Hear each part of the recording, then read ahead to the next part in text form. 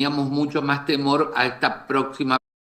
¿Cómo podemos entablar algún tipo de solución a los trastornos de ansiedad? Hola Jorge, bienvenido a Mamá Felices. Hola, buenas tardes, ¿cómo estás? ¿Cómo andás? Gracias por Muy recibirnos. bien. No, gracias a ustedes por la invitación. La verdad, hablamos en privado cuando tratábamos de ver desde tu especialidad en la psicología cuáles temas podíamos abordar y obviamente lo vinculado al trastorno de ansiedad, que es una palabra, una frase que cada vez se pronuncia con mayor rapidez y en los medios principalmente, ¿no? Si tenemos que definir desde tu expectativa, desde tu óptica, qué es el trastorno de ansiedad para que nuestro público lo reconozca. Como bien lo decías vos recién, lamentablemente se ha instalado entre nosotros lo que nosotros los especialistas suponíamos antes de la pandemia del año 2020, de lo que fue la pandemia del COVID. Le teníamos mucho más temor a esta próxima pandemia que se acaba de instalar, que es justamente la pandemia de los trastornos de ansiedad.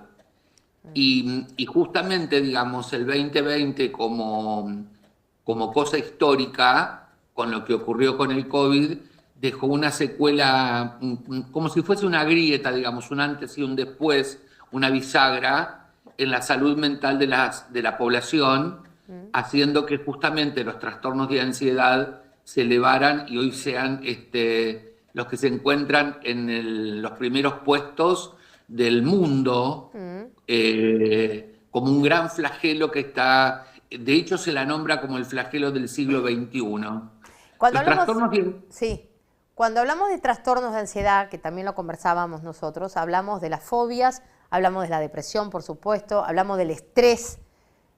¿Cuáles son esas otras palabras que también muchas veces cuando se nombran de manera individual, pero todo tiene que ver con trastorno de ansiedad? Yo siempre le digo a la gente, sobre todo cuando me llaman a dar charlas, para que puedan entenderlo, el trastorno de ansiedad sería como el edificio, o sea, si uno tuviese que poderlo ejemplificar, es como el gran edificio donde habitan diferentes pisos y diferentes departamentos que a su vez son las diferentes patologías que hay dentro del trastorno de ansiedad. El trastorno de ansiedad es lo siguiente, o sea, tendríamos que empezar definiendo qué es ansiedad. La ansiedad es una emoción, ¿sí? Que todos la tenemos. De hecho, si hoy nos levantamos a la mañana y salimos con el empuje de ir a trabajar, de hacer cada uno nuestras actividades, eso está manejado por la ansiedad. Pero hay una ansiedad, digamos, que está dentro de los límites de la normalidad y una ansiedad que cuando traspasa esos límites se convierte en ansiedad patológica. Okay. De lo que estamos tratando y charlando con vos en este momento y lo que a la gente más la preocupa es cuando esa ansiedad pasó los límites de la normalidad y se terminó convirtiendo en una ansiedad patológica. Claro, que en ese Esto es caso muchas veces radica con el tema, bueno, si llegan algunas medicaciones, imagino yo, para tratar esas ansiedades o qué tipo de ejercicio o qué tipo de tratamiento, y ahí la participación de ustedes, de los psicólogos, para orientar ese trabajo, ¿no? Para, no sé, para guiarlo. Esta es una etapa donde, digamos, justamente el ser humano comienza a oxidarse, digamos, ¿no? El proceso que se da interno, en lo que nosotros no llegamos a percibir, que está dentro de nuestro cuerpo, es lo que se llama oxidación. Esa oxidación está dada por el cortisol, o sea, se elevan los niveles de cortisol, el cortisol provoca diferentes deterioros a nivel, digamos, de la fisiología del cuerpo humano y eso termina siendo una respuesta en la conducta. Entonces, por eso, digamos, cuando desde lo que sería nuestro cerebro ese cortisol comienza a dañar, las manifestaciones que hay a través del sistema límbico, la amígdala y el simpático y el parasimpático, se empiezan a presentar conductas como por ejemplo sudoración, sequedad bucal, la persona cree que digamos las piernas se le van a aflojar y se va a desmayar, falta de oxígeno, no puede respirar, por eso comienzan a aparecer los ataques de pánico, la Sí, fobia y no que querer salir de los lugares seguros. a veces me decían algunos especialistas a mí, ¿no? Cuando he tenido en algún momento, yo lo calificaba como ataque de pánico y me dijeron, no, son ataques de ansiedad los que tenés Exacto, vos, lo que tenía yo, ¿no? Porque no llegaba exacto. al proceso de todo lo que vos estás contando, no me temblaban las piernas, no me faltaba el aire, pero sí sentía que en los lugares que yo en ese momento tenía no un programa, un trabajo muy exigido, no quería entrar, básicamente, y si estaba adentro me quería ir, pero no llegaba a una situación desesperante de a ver dónde está la puerta para irme, ¿no? Entonces, Correcto. en su momento, cuando yo lo traté con la miopatía, en verdad, fue lo que me ayudó mucho. El médico en ese momento, el homeópata, me dijo, mira, no es un ataque de pánico lo tuyo, es un ataque de ansiedad. Así que por ahí Claro. bien vale la diferencia también, ¿no? La diferenciación está justamente entre lo que es ataque y lo que es trastorno. O sea, cuando vos tenés un ataque, que es como el que estás contando vos, Sí. es un único proceso, es una única vez, digamos, o un solo síntoma muy fuerte y no se despliega un abanico de más posibilidades. Ok. En el trastorno, cuando ya se convierte en trastorno, es porque tenés varios síntomas, digamos, y se te hace casi imposible poder tener una vida saludable Bien, o una vida medianamente correcta. bien. Cuando eso comienza a aparecer, ahí sí ya estamos atravesando el trastorno de la ansiedad. Vos viste que hay mucha gente que cuando aparecen estos síntomas inmediatamente se encierra, se asusta, se retrae, le cuesta ir a pedir ayuda, que obviamente lo Ujú. primero es a un psicólogo, porque justamente, ¿no? Es decir, primero hay que ver eso y un clínico, ¿no? Para también tener todo el trabajo físico, estudios y lo que fuera, pero principalmente son cosas vinculadas más a la cabeza y el cerebro. Entonces digo, ¿qué podemos hacer para esta gente que muchas veces sufren este tipo de situaciones, como vos contás, pero que tardan mucho tiempo en tomar esa decisión de, bueno, voy al psicólogo y le cuento lo que me pasa, por lo menos para que me dé un diagnóstico previo a quizás un tratamiento a futuro, ¿no?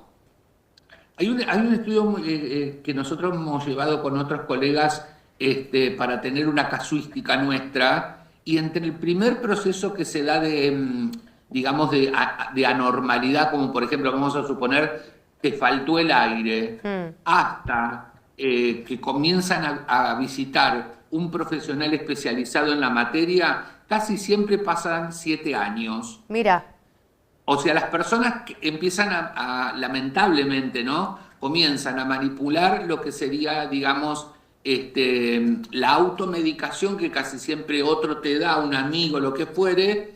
Y lo lamentable de todo esto es que cuando vos no tenés un diagnóstico certero, con un tratamiento certero, los trastornos de ansiedad tienden a cronificarse.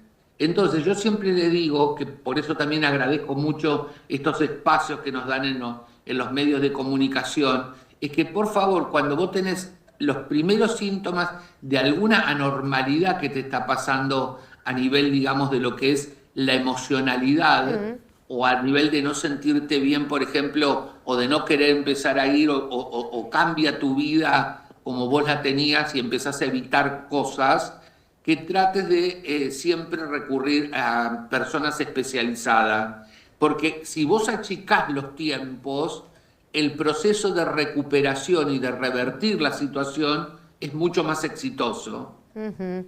Sí, totalmente. Por eso digo, muchas veces la persona que ya está sufriendo algún tipo de trastorno lo viene sufriendo de larga data, con lo De cual larga data. en el momento en que se llega a un especialista, no es que es tarde, nunca es tarde, porque siempre es bueno reconocerlo e ir. Correcto, Nunca es tarde porque a correcto. veces en esa tardanza hay situaciones extremas, ¿no? Y obviamente la idea es llegar a tiempo, pero digo, independientemente de ese tiempo, bueno, vos hablabas de estos 7 años, qué importante es que toda aquella persona, pasa mucho también en jóvenes, no solamente los adultos, hay muchos jóvenes con trastorno de ansiedad, Jorge. Sí, sí, y lamentablemente el joven manipula, así como en el adulto está la automedicación, ¿Aló? en los jóvenes está mucho el consumo de estupefacientes, de Mm, drogas no legales y del alcohol, mucho alcohol. O sea, las personas a veces hasta para tomar coraje ante ciertas situaciones donde no resuelve la cosa como se debe, recurre por caminos o manipula cuestiones que después son mucho más desagradables, digamos, ¿no? Las personas cuando llegan a tu consultorio, entiendo que haces consultas, también imagino que vía Zoom, ¿no? Haces también Sí. consultas a distancia, este programa es Latinoamérica, con lo cual podés tener de gente de Uruguay, de Paraguay, de Chile, etcétera, ¿no? No solo de Argentina. ¿Vos cómo, viste, porque eso es importante preguntar al profesional, ¿no? Porque muchas veces la persona dice, y por ahí me comunico y tengo que hablar y no tengo ánimo de contar toda mi historia y esa conexión que hace con el profesional, en este caso con vos, con Jorge, ¿cómo, desde qué lado lo abrazás, desde qué lado lo contenés a la persona? Contá un poquito este trabajo que vos hacés cara a cara, si es que la ves presencial o por Zoom, como para tener ese primer encuentro, porque entiendo después que cuando pasa ese primer encuentro ya la persona lleva con elementos, entonces si decide volver ya es porque va para un tratamiento, si no, bueno, habrá sido una consulta, pero digo, ya ese primer paso es muy importante en una persona que está padeciendo algún tipo de trastorno. Entonces, ese encuentro tuyo, ¿en dónde vos te focalizás? Mira, una de las cosas que yo noto y que he notado a lo largo de tener esta especialidad es que cuando la persona te llama y recurre a vos, sobre todo que casi siempre es derivado, ¿no? Una de las cosas que le provoca al paciente mucha tranquilidad, primero que tiene que ver con tener vos un espíritu profesional de acogimiento, de contención, pero por sobre todas las cosas se dan cuenta que están hablando con un especialista porque justamente le das la palabra correcta y justa y como le haces un detalle de lo que te cuentan, se dan cuenta que entendés de la materia y eso tranquiliza. Bien, bien, O así sea, que... las personas cuando se dan cuenta que vos le empezás a devolver,